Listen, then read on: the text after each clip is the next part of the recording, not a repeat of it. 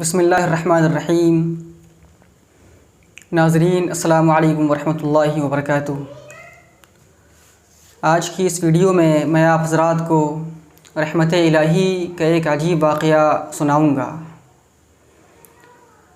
جو واقعہ خود پیغمبر اسلام آقائے نامدار فخر موجودات محمد عربی صلی اللہ علیہ وسلم نے بیان فرمایا ہے، اور اس واقعے سے ہمیں یہ سبق ملے گا کہ اللہ رب العالمین کی ذات کتنی شفیق و مہربان ہے، جو اپنے بندے سے بے انتہا محبت کرنے والی ذات ہے، جو محض چند بہانوں سے تمام گناہوں کو معاف کر دیا کرتا ہے۔ ایسی عظیم و شان ذات اللہ رب العالمین کی ہے، بے انتہا شفیق و مہربان ہے۔ اس سے ہمیں یہ پتہ چلے گا کہ انسان کو مایوس نہیں ہونا چاہیے۔ اگر کسی کی زندگی گناہوں کے اندر گزری ہو، اس کے گناہ بہت زیادہ ہو چکے ہوں، تو اسے یہ نہیں سوچنا چاہیے کہ اللہ رب العالمین میرے گناہ کو معاف نہیں کرے گا، اس کو مایوس نہیں ہونا چاہیے،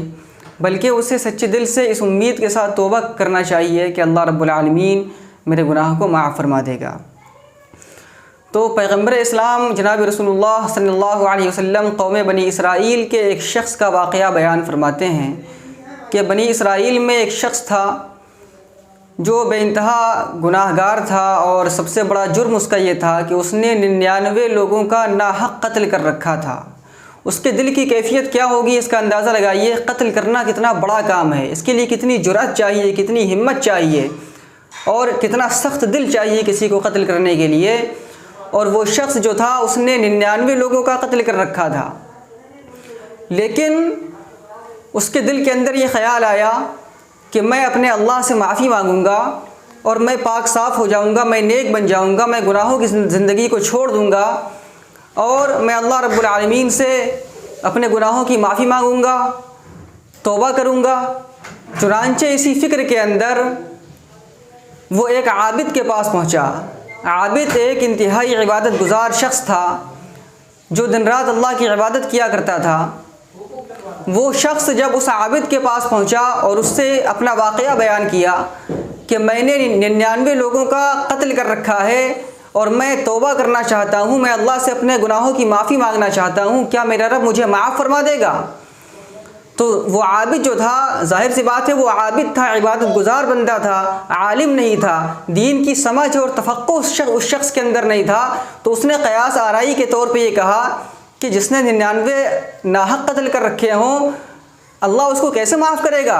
تو اس عابد نے اس شخص سے کہا کہ تمہاری مغفرت نہیں ہو سکتی، تمہیں اللہ معاف نہیں کرے گا۔ جب اس شخص نے یہ سنا تو وہ شخص ناراض ہوا، غصہ ہوا۔ اس نے کہا کہ میں نے تو 99 قتل پہلے سے کر رکھے ہیں، ایک قتل اور صحیح۔ اس نے اس عابد کو بھی قتل کر دیا اور 100 کا عدد پورا کر لیا۔ 100 خون اس نے بہا دیے اور 100 قتل اس نے کر دیے۔ لیکن چونکہ دل کے اندر وہ چنگاری بھڑک چکی تھی کہ ہمیں اپنے اللہ کو راضی کرنا ہے، اللہ سے معافی مانگنی ہے، اور اپنے آپ کو پاک صاف کرنا ہے، تو اس شخص نے کسی اور آدمی کا پتہ پوچھا، اور وہ لوگوں سے کسی ایسے شخص کا، کسی عالم کا پتہ پوچھنے لگا جو اس کے دل کی تسکین کا سامان ہو جائے، جو اس کو صحیح بات بتا دے، جو اس کو اللہ رب العالمین کی معرفت عطا کر دے، جو اس کو بتا دے کہ اللہ تعالیٰ معاف کرے گا، اور اللہ تعالیٰ کی ذات کتنی بلند و بالا ہے اپنے بندوں کو معاف کرنے میں اور بندوں کی توبہ قبول کرنے میں۔ تو بالآخر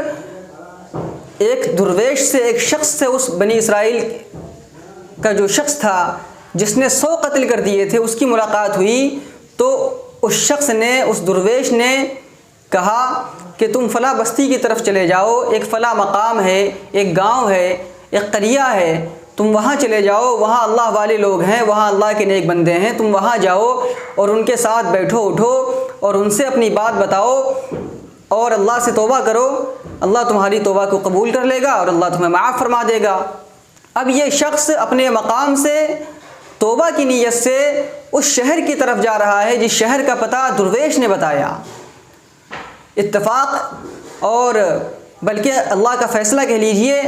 کہ موت چونکہ وقت مقررہ پر ہی آتی ہے، اللہ کا فیصلہ کہ جب وہ شخص اس شہر سے اس شہر کی طرف جا رہا تھا اور قریب درمیانی راستے میں پہنچا، تو موت کا فرشتہ آیا اور اس کی روح قبض کر لی، اس کا انتقال ہو گیا۔ اب جب انتقال ہو گیا تو اس کی روح قبض کرنے کے لیے، جب روح اس کی قبض ہو گئی تو اس کی روح کو لے جانے کے لیے رحمت کے فرشتے بھی آئے، اور وہ فرشتے بھی آئے جو گنہگار بندوں کی روح کو قبض ہونے کے بعد لے کر کے جاتے ہیں۔ اب دونوں میں تصادم ہوا، دونوں میں ٹکراؤ ہو گیا۔ نیک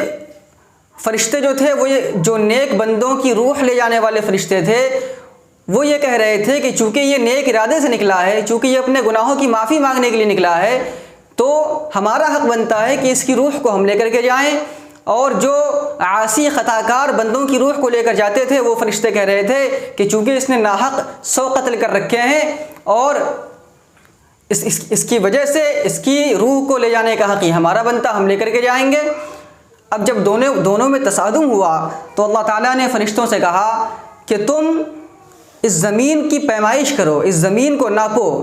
یہ جس طرف سے آ رہا تھا اس کی لاش ادھر سے زیادہ قریب ہے، یا جدھر جا رہا تھا توبہ کرنے کے لیے ادھر سے زیادہ قریب ہے۔ جب اس زمین کی پیمائش فرشتوں نے کی تو دیکھا کہ جس شہر سے آ رہا ہے اور جس طرف جا رہا ہے اور جہاں اس کی نعش رکھی ہوئی ہے، جہاں اس کا مردہ جسم رکھا ہوا ہے، تو جدھر جا رہا ہے ادھر کی زمین ادھر والی زمین سے 1 بالشت کم ہے، یعنی 1 بالشت ادھر کی زمین کم ہے اور 1 بالشت اس شہر سے یہ زیادہ قریب ہے۔ تو گویا یہ اس شہر سے زیادہ قریب ہے جہاں وہ توبہ کی نیت سے جا رہا تھا۔ اس لیے اللہ تعالیٰ نے یہ فیصلہ کیا کہ اس کی روح کو وہ فرشتے لے کر کے جائیں گے جو نیک بندوں کی روح کو لے کر کے جاتے ہیں، اور اللہ تعالیٰ نے اس پر رحم و کرم کا معاملہ فرمایا۔ یہ صرف اللہ رب العالمین کی ذات بابرکات کی فیاضی ہے کہ وہ قدرت کے، وہ مغفرت کے بہانے ڈھونڈتا ہے، وہ رحمت کے بہانے ڈھونڈتا ہے کہ میرا بندہ کسی طریقے سے مجھے راضی کر لے، کسی طریقے سے مجھ سے اپنے سوالات کر لے، کسی طریقے سے مجھ سے اپنے گناہوں کی معافی مانگ لے۔ اللہ رب العالمین ہر گناہ کو معاف کر دے گا، شرط ہے کہ انسان سچے دل سے توبہ کرنے والا ہو جائے، انسان اپنے اللہ سے تنہائی میں، خلوت میں آنسو بہا کر کے وہ اپنے اللہ کو راضی کر لے اور اپنے گناہوں کی معافی اللہ سے مانگ لے، تو اللہ تعالیٰ اس کے گناہوں کو معاف فرما دیں گے۔ خود اللہ رب العالمین ارشاد فرماتے ہیں کہ میرا بندہ اگر مجھ سے معافی مانگتا ہے تو میں اسے معاف کر دیتا ہوں۔ اللہ تعالیٰ اپنے بندوں سے اتنی محبت کرتا ہے جس قدر ماں اپنے بچے سے محبت کرتی ہے، اللہ تعالیٰ اپنے بندے سے اس سے کہیں زیادہ محبت کرتا ہے۔ تو جو انسان سچے دل سے اللہ سے توبہ کرے، اللہ اس کے توبہ کو قبول کرتا ہے، اس کو پاک صاف کر دیتا ہے، اور اللہ تعالیٰ اس کی زندگی کو نورانی بنا دیتا ہے۔ تو ہمیں اس واقعے سے یہ سبق ملتا ہے کہ ہمیں کبھی بھی مایوس نہیں ہونا چاہیے، اللہ کی رحمت سے پر امید ہونا چاہیے، اور اگر ہم نے اپنی زندگی میں گناہ کیے ہیں تو ہمیں اپنے گناہوں کی معافی اللہ رب العالمین سے مانگنا چاہیے، رو کر گڑ گڑا کر اللہ کو راضی کر لینا چاہیے۔ وقت سے پہلے انسان اپنی زندگی کے اندر اپنے گناہوں کو معاف کرا لے۔ یہ دنیا دار الامتحان ہے، یہاں جو ہم بوئیں گے اسی کا پھل ہمیں آخرت میں دیا جائے گا۔ اس لیے میرا یہ واقعہ سنانے کا مقصد یہ تھا، اور چونکہ یہ واقعہ خود زبان نبوت نے بیان فرمایا، بخاری شریف کے اندر یہ واقعہ موجود ہے، اس شخص کا کہ اللہ تعالیٰ نے 100 شخص کے قاتل کو معاف کر دیا صرف اس بنیاد پر کہ اس نے توبہ کا ارادہ کیا تھا، اس نے اللہ سے انابت کا ارادہ کیا تھا، اس نے اللہ کی طرف رجوع کرنے کا ارادہ کیا تھا۔ اس لیے اللہ تعالیٰ نے اس کے نیک ارادے سے خوش ہو کر کے اللہ تعالیٰ نے اس کے گناہ کو معاف فرما دیا،